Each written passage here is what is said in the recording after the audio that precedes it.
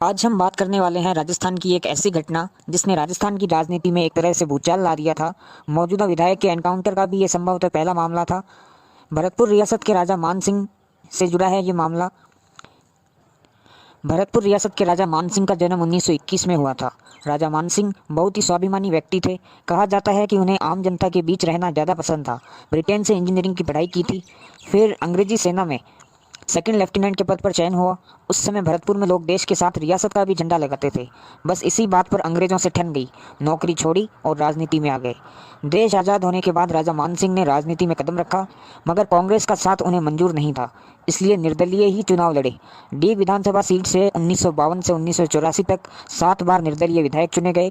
कांग्रेस से इस बात पर समझौता था कि उनके खिलाफ उम्मीदवार भले ही उतारें, लेकिन कोई बड़ा नेता प्रचार के लिए नहीं आएगा।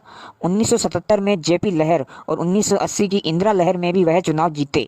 तत्कालीन प्रधानमंत्री इंदिरा गांधी की हत्या के बाद 1985 में राजस्थान में विधानसभा चुनाव थे। उस समय राज्य के मुख्यमंत्री थे शिवचरण माथुर, और कहा जाता है कि उन्होंने डीग सीट को नाक का सवाल बना लिया। डीग से कांग्रेस उम्मीदवार थे सेवानिवृत्त आईएएस ब्रजेंद्र सिंह। 20 फरवरी को वह कांग्रेस उम्मीदवार के पक्ष में प्रचार करने के लिए डीग पहुंच गए। यह कांग्रेस के किसी बड़े नेता को प्रचार के लिए न भेजने के समझौते के खिलाफ था। माथुर के इस कदम से स्थानीय कांग्रेसी नेता भी खुश हो गए और उन्होंने राजा मान सिंह के पोस्टर फाड़ दिए। राजा मान सिंह को कांग्रेस की ओर से मिला यह धोखा नागवार गुजरा। सीएम की रैली से पहले ही उन्होंने मंच को तोड़वा डाला।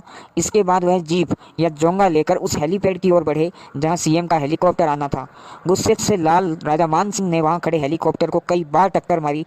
मजबूरी में मुख्यमंत्री माथुर को सड़क से जयपुर रवाना होना पड़ा। उपद्रव की आशंका के चलते कर्फ्यू लगाना पड़ा। डीग थाने में पायलट व आरएसी जवान विशंबर दयाल सैनी की ओर से आईपीसी की धारा 147, 149, 307, 427 के तहत एफआईआर दर्ज कराई गई। ऐसा करके उन्होंने सीधे सरकार को ललकारा था। 21 फरवरी को वह घर से बाहर निकलने लगे तो लोगों ने मना किया कि कर्फ्यू है, मत जाइए। उन्होंने कहा कि अपनी रियासत में कैसा डर। हालांकि राजा मान सिंह के परिजनों का कहना है कि वह आत्मसमर्पण करने जा रहे थे। 21 फरवरी को पुलिस ने अनाज मंडी में राजा मान सिंह को हाथ से इशारा करके रुकने को कहा। जब राजा मान सिंह जोगंगा बैग लेने लगे तभी फायरिंग शुरू हो गई। इसमें राजा मान सिंह, उनके साथी सुमेर सिंह और हरि सिंह की गोली लगने से मौत हो गई। राजा के दामाद विजय सिंह की ओर से 18 लोगों के खिलाफ हत्या का मामला दर्ज कराया गया। इस घटना के बाद पूरा भरतपुर जल उठा। 2 दिन बाद ही मुख्यमंत्री को इस्तीफा देना पड़ा। जांच सीबीआई को सौंपी गई।